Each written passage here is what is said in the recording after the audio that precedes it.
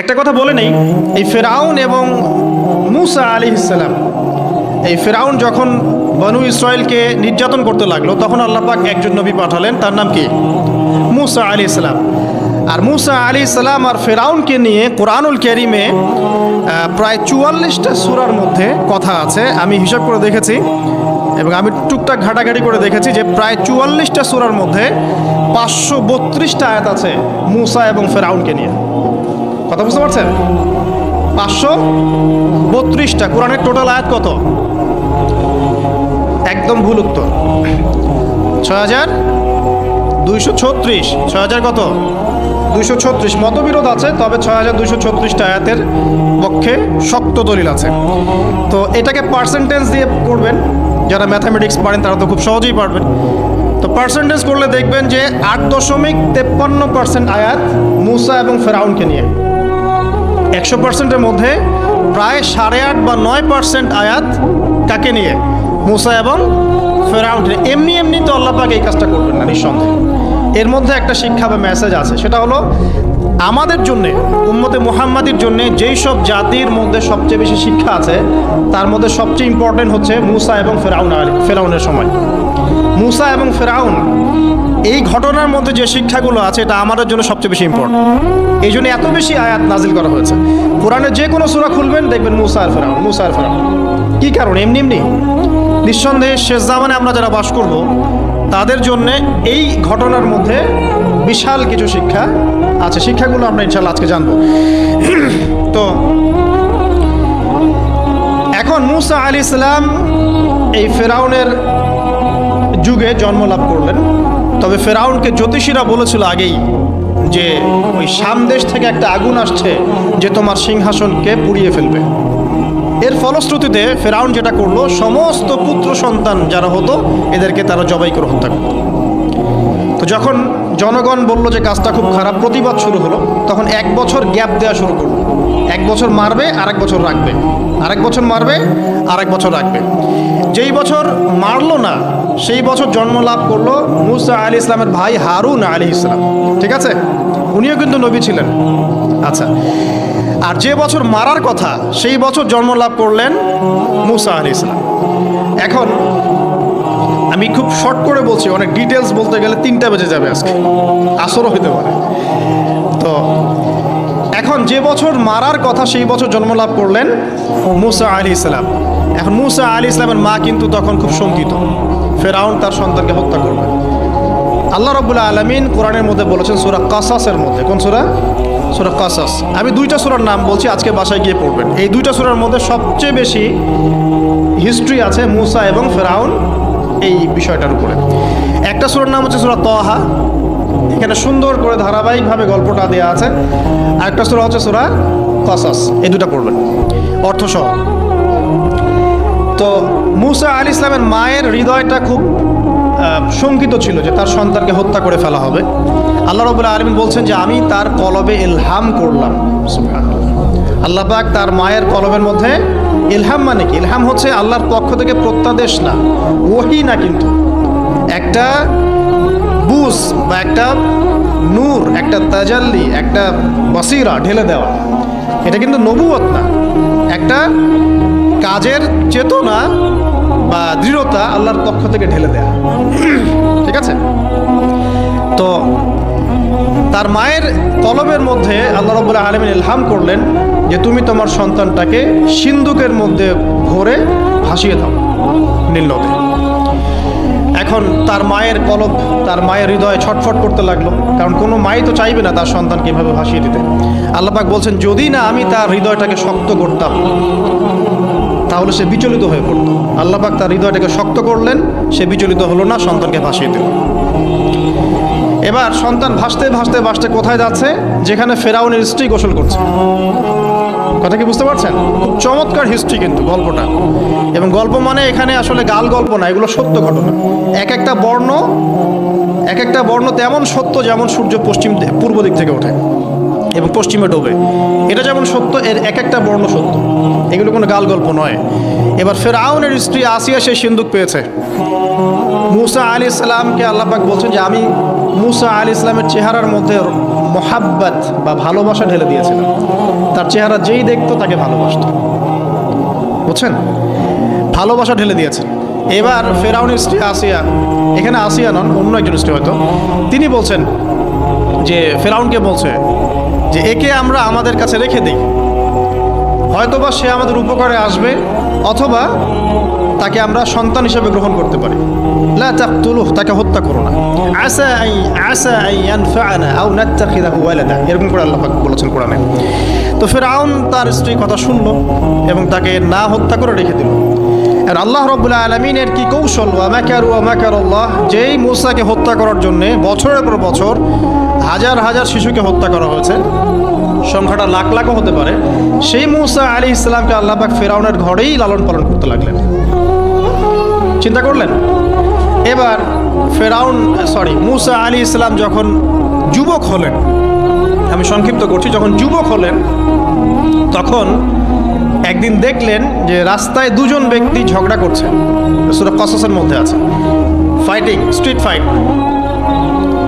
তো একজন ব্যক্তি হচ্ছেন বনু ইসরাইলের, আরেকজন হচ্ছে ফেরাউনের সেনাবাহিনীর। এখন মূসা আলাইহিস সালাম কার পক্ষ নেবেন? তিনি বনু ইসরাইলের পক্ষ নিলেন। তিনি গিয়ে তাকে বাঁচানোর চেষ্টা করলেন এবং শুধু একটা ঘুষি দিয়েছেন, ফাওয়াকাযাহু, একটা ঘুষি, ফাকাদা আলাইহি, এবং এই একটা ঘুষিতেই সেই ব্যক্তি ডেড। এটা কোরআনে আছে সূরা কসস। তার মানে কোরআন দলিল দিচ্ছে যে মানুষের বডিতে এমন এমন পার্টস আছে, এমন এমন জায়গা আছে যেখানে একটা ঘুষি মারলেও মানুষ মারা যেতে পারে। কি বুঝলেন? যারা মার্শাল আর্ট শিখেছেন বা শিখছেন তারা এটা আরও ভালো বুঝবেন। মানুষের এই বডিতে এমন অনেকগুলো জায়গা আছে, 7টা বা 8টা বা 10টার মতো, যেখানে একটা ঘুষি দিলেও মানুষ মরতে পারে। সো ভালো কিছু শিখলে, ঠিক আছে, টিকটক প্রজন্ম না হয়ে আর এই মোবাইলে লুডো না খেলে ভালো কিছু শেখেন, ইনশাআল্লাহ কাজে দিবে। আত্মরক্ষা শেখা খারাপ? আচ্ছা, তো তবে দাড়ি টুপি নিয়ে শিখতে চান না, সমস্যায় পড়তে পারেন। তো এখন একটা ঘুষিতে সে ব্যক্তি মারা গেল। তারপরের দিন আবার দেখা গেল যে ওই ব্যক্তি যাকে তিনি বাঁচিয়েছেন সেই ব্যক্তি আর আরেকজন সেনাবাহিনীর সদস্য আবার মারামারি করছে। এবার মূসা আলাইহিস সালাম বললেন যে তুমি তো একটা বোকা মানুষ। এবার সে আবার চড়াও হতে শুরু করলো মূসা আলাইহিস সালাম, কিন্তু এবার একজন ব্যক্তি এসে তাকে বললেন যে গতকাল তুমি কিন্তু একজনকে হত্যা করেছো এক ঘুষিতে, আজকে আবার তুমি এই কাজ করতে যাচ্ছ, তুমি তো এখানে স্বৈরাচারের মতো আচরণ করছো। মূসা আলাইহিস সালাম তখন আল্লাহর কাছে ক্ষমা চাইলেন, বললেন ইন্নাহু হাযা মিন আমালিশ শাইতান, এটা তো শয়তানের মতো কাজ, শয়তানের কাজ হয়ে গেল। রব্বিক ফিরলি, আল্লাহ আমাকে মাফ করে দিন। ফাগফারা লাহ, আল্লাহ পাক বলছেন আমি তাকে মাফ করে দিলাম। তিনি তো ইচ্ছাকৃতভাবে করেন নাই, করেছেন আনইনটেনশনালি, এটা হয়ে গেছে। কিন্তু এখন ফেরাউন মূসা আলাইহিস সালামকে ধাওয়া করতে শুরু করলো, কারণ ফেরাউনের দৃষ্টিতে মূসা আলাইহিস সালাম একটা মার্ডার করেছেন তার দৃষ্টিতে, কিন্তু মূসা আলাইহিস সালাম তো আর এটা করেন নাই, ইচ্ছা করে এটা হয়নি, অ্যাক্সিডেন্টলি হয়ে গেছে। এখন মূসা আলাইহিস সালামকে এক ব্যক্তি এসে বলল তুমি এখান থেকে তাড়াতাড়ি পালাও, এই মিশরে থাকলে ফেরাউন তোমাকে ধরে এখন শাস্তি দিবে। এখন মূসা আলাইহিস সালাম বাধ্য হয়ে মিশর থেকে চলে যাচ্ছেন কোথায়? মাদিয়ান। কোন জায়গা? মাদিয়ান। এটাও আরবের মধ্যে একটা জায়গা, যেই জায়গার নবী হচ্ছেন শুআইব আলাইহিস সালাম। কি নাম? আচ্ছা, এবার শুআইব আলাইহিস সালামের সেই কওমে মূসা আলাইহিস সালাম গেলেন, না খাবার আছে, না পানি, না কাপড়, কিছুই নাই, একদম রিক্ত হস্ত। সেখানে গিয়ে তিনি দেখলেন যে এমনই একটা জলাশয়, হয়তোবা আল্লাহ ভালো জানেন, সেই জলাশয়ের কাছে কিছু মানুষ পানি পান করাচ্ছে গবাদি পশুদেরকে। আমি কি বুঝতে পারছি? আচ্ছা, তো দূরে দুজন মেয়ে দাঁড়িয়ে আছে, এই দুজন মেয়ে অনেকক্ষণ থেকে দাঁড়িয়ে আছে, তারা পানি পান করাতে পারছে না। মূসা আলাইহিস সালাম অনেকক্ষণ থেকে অবজার্ভ করছেন যে মেয়ে দুটো পানি পান করাতে পারছে না গবাদি পশুদেরকে। তিনি প্রথমে একটু অস্বস্তি বোধ করলেন, তারপরে আবার গেলেন তাদের কাছে, গিয়ে বললেন কি সমস্যা। তখন সেই মেয়েরা বলল যতক্ষণ পর্যন্ত আমার কওমের লোকেরা এখান থেকে সরে যায় না ততক্ষণ আমরা পানি পান করাতে পারি না, কারণ আমরা দুর্বল, মেয়ে মানুষকে টাইম দিচ্ছে না আর কি। আর এদিকে আমাদের বাবা অত্যন্ত বৃদ্ধ মানুষ, বাসায় পড়ে আছেন একা।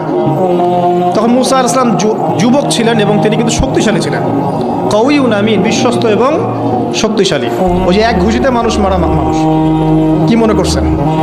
তো তিনি এবার ওই গবাদি পশুদেরকে নিয়ে এসে পানি পান করালেন। পানি পান করিয়ে তিনি একটা গাছের ছায়ায় গিয়ে বসলেন। এই প্রত্যেকটা কথা কিন্তু কোরআনে আছে, প্রতিটা কথাই, সূরা কসস পড়েন, সূরা তাহা পড়েন। গাছের ছায়ায় বসে তিনি একটা দোয়া করছেন, এবার হাত উঁচু করে দোয়া করছেন, রব্বি, হে আমার প্রতিপালক, ইন্নী লিমা আনজালতা ইলাইয়া মিন খায়রিন ফাকির। হে আল্লাহ, আপনি আমার প্রতি যে রহমত বা যে করুণা বর্ষণ করবেন, এর জন্য আমি ফকির হয়ে বসে আছি। দোয়ার ভাষাটা শুনছেন? আল্লাহ, আপনি আমার প্রতি যে করুণা বর্ষণ করবেন, আমি এর জন্য ফকির হয়ে বসে আছি। তো প্রত্যেকটা নেক কাজ করার পরে এরকম দোয়া করা সুন্নত, দোয়া কবুল হয়ে যাবে ইনশাআল্লাহ। দোয়া সাথে সাথে কবুল হয়ে গেল। এখন ওই দুইজন মেয়ের মধ্যে একজন মেয়ে হেঁটে হেঁটে আসছে। ওই মেয়ে কিভাবে হেঁটে এসেছে সেটাও কোরআন বলেছে। কিভাবে হেঁটে এসেছে সেটাও কোরআনে বলেছে সূরা কসাসের মধ্যে। সূরা কসাসে আল্লাহ পাক বলছেন, ওই দুইজন মেয়ের মধ্যে একজন হেঁটে হেঁটে আসলো লাজুক পায়ে। কেমন পায়ে? লাজুক পায়ে। যেই চলাফেরা আপনি এখনকার মেয়েদের মধ্যে দেখতে পারবেন না। এখনকার মেয়েদের হাঁটার মধ্যে লজ্জা আছে, লজ্জাশীলতার সাথে লাজুক ভঙ্গিতে সেই মেয়ে হেঁটে হেঁটে আসলো। আল্লাহ পাক সেই কথাটাও কোরআনে বলেছে। তো যে জায়গায় আসছিলাম, ওই মেয়ের হেঁটে আসাটা আল্লাহ রাব্বুল আলামিন ব্যাখ্যা করেছেন। সেই মেয়ে, দুইজন মেয়ের একজন মেয়ে হেঁটে হেঁটে আসছে মূসা আলাইহিস সালামের কাছে লাজুক ভঙ্গিতে, লজ্জায় মুখ নত করে, লজ্জাশীলতার সাথে এসে বলছেন যে আমার বাবা আপনাকে ডাকছে। তার বাবাকে? শুআয়ব আলাইহিস সালাম, আমার বাবা আপনাকে ডাকছে। এবার তিনি গেলেন শুআয়ব আলাইহিস সালামের কাছে, গিয়ে তার কিসসা বা কাহিনীটা বললেন। শুআয়ব আলাইহিস সালামও কিন্তু একজন নবী এবং জবরদস্ত নবী। বলে রাখি, শুআয়ব আলাইহিস সালামের কওম সর্বপ্রথম সেই কওম ধ্বংস করা হয়েছিল। সর্বপ্রথম পৃথিবীতে ভূমিকম্প দিয়ে যে কওমকে ধ্বংস করে দেওয়া হয়েছে সেটা হচ্ছে শুআয়ব আলাইহিস সালামের কওম। আর তিনটা বড় বড় ভূমিকম্প আমাদের সামনে অপেক্ষা করছে শেষ জামানায়। তিনটা হবেই। একটা পৃথিবীর পশ্চিম দিকে, একটা পৃথিবীর পূর্ব দিকে। আর পূর্ব দিক বলতে কিন্তু আমাদের দিক, Indonesia, Malaysia, Bangladesh, Pakistan, Sri Lanka, India, এই পুরো জায়গা হচ্ছে পূর্ব দিক। আর পশ্চিমা সভ্যতা তো বোঝেন, পশ্চিম কোন দিকে। আর একটা হবে পৃথিবীর মাঝখানে। মাঝখান কোনটা? এই যে জাজিরাতুল আরব, এখানে একটা হবে। এটা হবেই, কোনো বিজ্ঞানী ঠেকাতে পারবে না। তো শুআয়ব আলাইহিস সালামের কওম সেই কওম যাকে ভূমিকম্প দিয়ে ধ্বংস করা হয়েছিল। তো এখন মূসা আলাইহিস সালাম তার কাছে গিয়ে তার ঘটনাগুলো বললেন। শুআয়ব আলাইহিস সালাম তাকে বললেন, ঠিক আছে, আমার মেয়ের একটা দাবি। আমার মেয়ে বলেছে যে তুমি হচ্ছ বিশ্বস্ত এবং শক্তিশালী, তোমাকে যেন আমি আমার কাজে নিয়োগ করি। আসলে মেয়ে বাবাকে ইঙ্গিত একটা মানে মনের ভাব ব্যক্ত করেছে আর কি। তখন তার বাবা সেই ভাবটা বুঝতে পেরেছেন। তিনি বলেছেন, ঠিক আছে, আমি আমার এই মেয়ের সাথে তোমাকে বিয়ে দিব। শর্ত কি? শর্ত হচ্ছে তোমাকে 8 বছর আমার এখানে কাজ করতে হবে। 8 বছর? কত বছর? 8 বছর কাজ করার বিনিময়ে আমি তোমাকে আমার মেয়ের সাথে বিয়ে দিচ্ছি। আর যদি তুমি চাও তাহলে 10 বছর পূর্ণ করতে পারো। ঠিক আছে? তো মূসা আলাইহিস সালাম বলেন, ঠিক আছে, আমাদের মাঝে আল্লাহ পাক সাক্ষী হিসেবে যথেষ্ট। এবার সেখানে মূসা আলাইহিস সালাম তার সংসার শুরু করলেন। 10 বছর অতিবাহিত হলো। তারপরে এখন মিশরে ফিরে যাওয়ার পালা। মূসা আলাইহিস সালাম তার স্ত্রীকে নিয়ে কোথায় যাচ্ছেন এখন? মিশর, তার হোম টাউন। ঠিক আছে, মাদারল্যান্ড। কিন্তু যাত্রা পথে তুয়া উপত্যকায় বিভিন্ন কিতাবে এসেছে তার স্ত্রীর প্রসব বেদনা শুরু হয়। তখন তিনি আগুন তালাশ করতে থাকেন। আগুন তালাশ করতে করতে আস্তে আস্তে তিনি এমন একটা জায়গার দিকে চলে যান, তুয়া উপত্যকায়, যেখানে দেখেন যে গাছের উপর আগুন জ্বলছে। এবং তখন আগুনকে ফলো করতে করতে হঠাৎ তিনি এক গায়েবী আওয়াজ শুনতে পান। আওয়াজটা হচ্ছে এমন, আমি একটু পড়ে শোনাই। আওয়াজটা হচ্ছে এমন যে, ইন্নী আনা রব্বুক ফাখলা'না আলাইক ইন্নাকা বিল ওয়াদিল মুকদ্দাসি তুয়া। এই আওয়াজটা আল্লাহ পাকের। কার আওয়াজ? সুবহানাল্লাহ। আল্লাহ পাক মূসা আলাইহিস সালামের সাথে কথা বলছেন এই জায়গায়।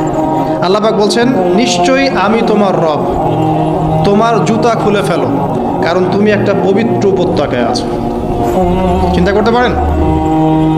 ওয়া আনা ইখতারতুকা, এবং আমি তোমাকে বাছাই করেছি হে মূসা, ফাসতামি লিমা ইউহা, তুমি খুব মনোযোগ দিয়ে শোনো, আমি তোমার কাছে যা ওহী করছি এটা মনোযোগ দিয়ে শোনো। ইন্নানি আনা আল্লাহ, নিশ্চয়ই আমি আল্লাহ। আল্লাহ বলছেন, ইন্নানি আনা আল্লাহ, নিশ্চয়ই আমি আল্লাহ। লা ইলাহা ইল্লা আনা, আল্লাহ বলছেন আমি ছাড়া কোনো ইলাহ নেই। ফা'বুদনি, আমার ইবাদত করো। ওয়া আকিমিস সালাতা লিযিকরি, আমার স্মরণের জন্য সালাত কায়েম করো। ইন্নাস সাআতা লাআতিয়াতুন, নিশ্চয়ই কিয়ামত অবশ্যই আসবে। আকাদু উখফিহা, আমি এটাকে গোপন রেখেছি, লিতুজজা কুল্লু নাফসিন বিমা তাসআ, যাতে করে প্রত্যেক নফসকে তার প্রতিদান দেয়া যায়। ফালা ইয়াসুদ্দান্নাকা আনহা মান লা ইউমিনু বিহা ওয়াত্তাবা হাওয়াহু ফাতারদা, যারা প্রবৃত্তির অনুসরণ করে তারা যেন তোমাকে এই বিষয়টার প্রতি ঈমান আনা থেকে দূরে রাখতে না পারে। আল্লাহ পাক এই পর্যন্ত বললেন। এরপর আল্লাহ বলছেন ওয়ামা তিলকা বিয়ামিনিকা ইয়া মূসা, মূসা তোমার ডান হাতে এটা কি? মূসা আলাইহিস সালাম বলছেন যে ক্বালা হিয়া আসায়া, এটা আমার লাঠি। তার সাথে কি ছিল? একটা লাঠি। আতাওয়াক্কাউ আলাইহা ওয়া আহুশু বিহা আলা গনামি ওয়া লিয়া ফিহা মাআরিব উখরা, এই লাঠি দিয়ে আমি গাছের ডাল ছাঁটি, গবাদি পশুদেরকে চড়াই, এছাড়া আমি আমার বিভিন্ন কাজে লাঠি ব্যবহার করি। আল্লাহ পাক বলছেন ক্বালা আলকিহা ইয়া মূসা, মূসা এটা নিক্ষেপ করো দেখি, হাত থেকে ছুঁড়ে মারো। মূসা আলাইহিস সালাম ছুঁড়ে মারলেন, ফাআলকাহা, তিনি ছুঁড়ে মারলেন, ফাইদা হিয়া হাইয়াতুন তাসা, সাথে সাথে লাঠিটা ছোটাছুটি শুরু করলো সাপের মতো। অন্য সূরায় আছে এই দৃশ্য দেখার সাথে সাথে মূসা আলাইহিস সালাম উল্টা দিকে দৌড় দিয়েছিলেন। স্বাভাবিক, ভয় পাওয়া স্বাভাবিক। তো তখন আল্লাহ পাক বলেছিলেন যে তুমি ভয় পেও না, আমার কাছে নবীগণ ভয় পায় না। ঠিক আছে, অন্য সূরা এগুলো আছে, আমি শর্ট করে বলছি। এরপরে আল্লাহ পাক বললেন ক্বালা খুযহা ওয়া লা তাখাফ, তুমি এটাকে ধরো, এটাকে ভয় পেও না। সানুঈদুহা সিরাতাহাল উলা, তুমি ধরা মাত্রই সেটা আবার লাঠিতে রূপান্তরিত হবে। আরেকটা কাজ করো, ওয়াদমুম ইয়াদাকা ইলা জানাহিক, তোমার হাতটাকে বগলের নিচে নিয়ে যাও। তাখরুজ বাইদা মিন গায়রি সু, এটাকে বের করো, তারপর দেখবে এটা স্বচ্ছ আলো প্রদান করবে। সুবহানাল্লাহ, বগলের মধ্যে হাত নিয়ে আসো, হাতটাকে বের করো, দেখবে হাত থেকে স্বচ্ছ আলো বের হবে। এই দুইটা মুজিজা আল্লাহ পাক তাকে দিলেন, আয়াতুল উখরা, এটা আরেকটা নিদর্শন। তো এখানে কি হলো? মূসা আলাইহিস সালাম নবুয়ত পেলেন। Shortcut key? মূসা আলাইহিস সালাম কি পেলেন? নবুয়ত পেলেন। নবুয়ত পাওয়ার সাথে সাথে আল্লাহ পাক তাকে দুটো মুজিজা দিলেন, একটা হচ্ছে লাঠি, আরেকটা কি? হাত বগল থেকে বের করলেই কি হবে? আলো বের হয়ে যাবে। এবার তার ডিউটি কি? আল্লাহ পাক ডিউটি দিচ্ছেন তাকে যে ইযহাব ইলা ফিরআউনা ইন্নাহু তাগা, এবার তোমার কাজ হচ্ছে তুমি ফেরাউনের কাছে যাবে, কারণ ফেরাউন সীমা লঙ্ঘন করেছে। তখন মূসা আলাইহিস সালাম বললেন রব্বি ইশরাহ লি সাদরি, আল্লাহ আমার বক্ষটাকে প্রশস্ত করে দিন। মানে আমার তো সেখানে যাওয়ার সাহস হচ্ছে না, আমি তো সেখানে ওদের দৃষ্টিতে একজন খুনের আসামি, ওদের দৃষ্টিতে ওরা তো আমাকে পেলে হত্যা করে ফেলবে। আল্লাহ পাক বলছেন কেল্লা, কখনো না, তারা তোমাকে হত্যা করতে পারবে না। তখন তিনি দোয়া করছেন আল্লাহ আমার হৃদয়টাকে প্রশস্ত করে দিন, ওয়া ইয়াসসির লি আমরি, আমার কাজকে সহজ করে দিন, ওয়াহলুল উকদাতাম মিন লিসানি, আমার লিসান, আমার জিহ্বায় জড়তা আছে আল্লাহ, এটাকে দূর করে দিন, ইয়াফকাহু কওলি, যাতে মানুষ আমার কথা বুঝতে পারে। এই দোয়া করলেন, কবুল হয়ে গেল। এবং আরও দোয়া করলেন যে ওয়াজআলি ওয়াজিরাম মিন আহলি, আমার পরিবারের মধ্য থেকে একজন ওয়াজির দেন। ওয়াজির মানে সহায়ক, যেটা হচ্ছেন হারুন আলাইহিস সালাম, যাতে করে আমরা কি করতে পারি? বেশি বেশি আমরা জিকির করতে পারি এবং আমাদের কাজ সহজ হয়।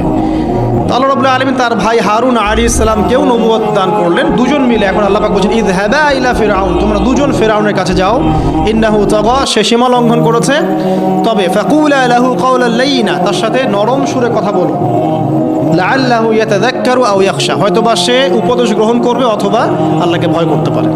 তো ডিউটি দেওয়া হলো যে তোমাদের কাজ এখন এটা, এবং তোমাদের ভয় পাওয়ার কোনো কারণ নাই, সে তোমাদের কোনো ক্ষতি করতে পারবে না। তার কাছে যাও, মুজিজা দেখাও, আল্লাহর দিকে দাওয়াত দাও, লা ইলাহা ইল্লাল্লাহ। যদি সে দাওয়াত কবুল করে আলহামদুলিল্লাহ, যদি না করে তাহলে আমি আল্লাহ তার জন্যে যথেষ্ট। এবার শর্ট করে নিয়ে আসি, মূসা আলাইহিস সালাম সেখানে গেলেন, যাওয়ার পরে ফেরাউনকে দাওয়াত দিলেন। তো ফেরাউন বলছে ক্বালা ওয়া মার রাব্বুকুম ইয়া মূসা, কোন রবের কথা বলছো? আমি তো মা আলিমতু মিন ইলাহিন গায়রি, আমি তো জানি না, আমি ছাড়া তোমাদের কোনো ইলাহ আছে আমি তো এটা জানি না। এটা কার কথা? ফেরাউন বলছে যে মা আলিমতু মিন ইলাহিন গায়রি, আমি ছাড়া অন্য কোনো ইলাহ তোমাদের আছে? মা আলিমতু ইলাহুকুম গায়রি, আমি ছাড়া তোমাদের কোনো রব আছে এটা তো আমি জানি না। অন্য আয়াতে সে বলেছিল যে আনা রব্বুকুমুল আ'লা, আমি তোমাদের মহান রব। ঠিক আছে, তো মূসা আলাইহিস সালাম ব্যাখ্যা করলেন আমি সেই রবের কথা বলছি যে রব আসমান সৃষ্টি করেছেন, জমিন সৃষ্টি করেছেন, যেভাবে তাওহীদের দাওয়াত দিতে হয় সব দিলেন। এরপরেও ফেরাউন সেটা গ্রহণ করলো না। তখন মূসা আলাইহিস সালাম বললেন যদি আমি তোমাকে কোনো বড় নিদর্শন দেখাই তারপরেও কি বিশ্বাস করবে না? তখন ফেরাউন বলল যে দেখাও দেখি। তখন তিনি লাঠি ছুঁড়ে মারলেন, সাপ হয়ে গেল। এই দৃশ্য থেকে ফেরাউনের পরিবারের সবাই ভয় পেয়েছিল। কিন্তু পলিটিক্যাল স্বার্থে ফেরাউন বলেছিল যে সে একজন বড় জাদুকর, জনগণকে তো বোঝাতে হবে কিছু, নিজে ভয় পেলেও জনগণকে তো কিছু বোঝাতে হবে। সে জনগণকে বলছে আসলে সে একজন বড় জাদুকর, সে চাচ্ছে তোমাদের ন্যাশনের মধ্যে ফাটল সৃষ্টি করতে। তো এখন কি করা যাবে? পরামর্শ করা হলো, তার কাছের কিছু মানুষ থাকে না, তার মন্ত্রী পরিষদ যারা শয়তানিতে পিএইচডি করেছিল আর কি, তার ওকে পরামর্শ দিল যে একটা কাজ করা যাক, একটা বড় ময়দানে যাওয়া যাক, সেখানে আমরা বড় বড় জাদুকরদেরকে ডাকবো, এখানে একটা জাদুর ব্যাটল হবে, মোনাজারা হবে জাদু। সব বড় বড় জাদুকরকে ডাকা হলো মিশরের। এবং বলে রাখি যে জাদুবিদ্যা কিন্তু সত্য, সুলাইমান আলাইহিস সালামের সময় থেকে এটা চলে আসছে। হারুত এবং মারুত ফেরেশতাকে কিন্তু এর মধ্য দিয়ে পরীক্ষা করা হয়েছে মানব জাতিকে। যাই হোক, তো জাদু থেকে বাঁচার জন্য কোরআন এবং সুন্নাহর যে দোয়া কালামগুলো আছে এগুলো নিয়মিত পড়বেন ইনশাআল্লাহ। আল্লাহ পাক আমাদেরকে হেফাজত করুন, আমিন। তো আমি শর্ট করছি। তো এবার জাদুকররা একদিকে, মূসা আলাইহিস সালাম একদিকে। তো মূসা আলাইহিস সালামকে তারা বলছে তুমি আগে ছুঁড়ে মারবে না আমরা ছুঁড়ে মারব। মূসা আলাইহিস সালাম বলছে বেলাল তোমরা ছুঁড়ে মারো। তখন তারা যখন তাদের লাঠিগুলো ছুঁড়ে মারলো, এগুলো সাপ হয়ে গেল। এটা কি চোখের ভেলকিবাজি ছিল? আল্লাহ পাক এই জাদুটাকে বলেছেন কোরআনে সিহরুন আযীম, বড় একটা জাদু করেছিল তারা। মানে তারা জাদুবিদ্যায় খুব পারদর্শী ছিল। এখন যেমন সায়েন্সের যুগ, তখন কিন্তু জাদুবিদ্যার যুগ ছিল, ঠিক আছে? তো মূসা আলাইহিস সালাম তারপর কিছুটা ভয় পেয়ে গেলেন। আল্লাহ পাক বলেন তুমি ভয় পেও না, বরং তোমার লাঠি ছুঁড়ে মারো, ইন্নাকা আনতাল আ'লা, তুমি বিজয়ী হবে ইনশাআল্লাহ তাআলা।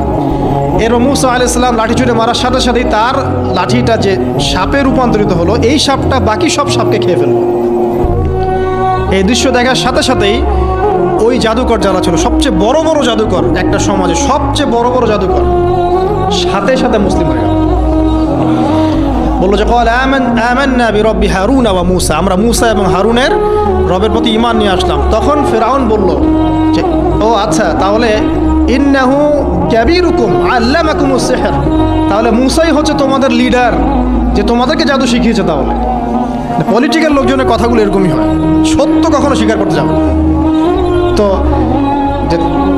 তাহলে মূসাই মনে হয় তোমাদের চেয়ে বড় জাদুকর, তাহলে তোমাদের শাস্তি দিব এবার আমরা। কি শাস্তি?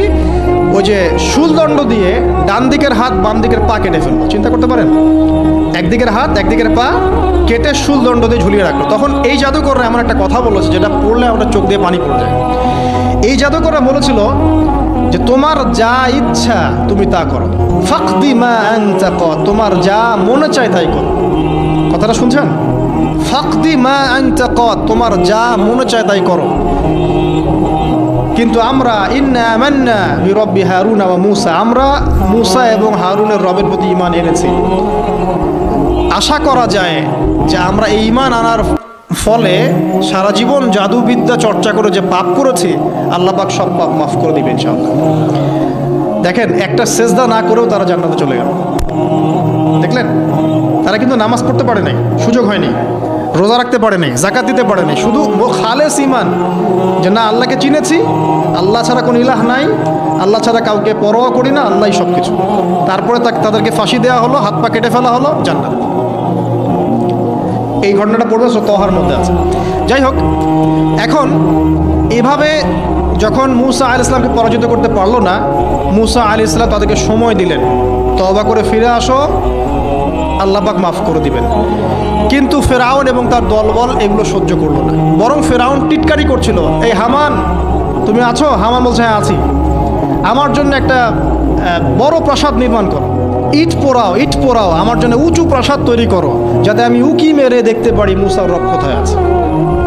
কথা বুঝতে পারছেন? আমার কাছে মনে হয় হয়তোবা, আল্লাহু আ'লাম, হয়তোবা এই আয়াতটা মিশরের পিরামিডের দিকে ইঙ্গিত করছে, হয়তোবা, আমি জানি না সঠিক, আমি মানে 100% নিশ্চিতভাবে বলতে পারবো না, কিন্তু আমার কাছে মনে হয় হয়তোবা এটা সেই সময়কারই ঘটনা যে হামান ইট পোড়াতে থাকো, ইট এবং পাথর পোড়াও, উঁচু উঁচু উঁচু একদম সর্বোচ্চ কিছু তৈরি করো, প্রাসাদ তৈরি করো, যাতে করে আমি তার উপরে উঠে মূসার ইলাহকে দেখতে পারি। এটা কার কথা ছিল? ফেরাউনের। এটা করাও হয়েছে। এরপরে 9টা আযাব আল্লাহ পাক দিয়েছেন। কয়টা?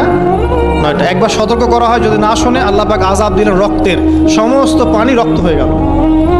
এবার ফেরাউন এবং তার লোকজন এসে বলে আমরা তওবা করব, মুসা তুমি দোয়া করো আল্লাহর কাছে, আল্লাহ যেন সরিয়ে দেয়।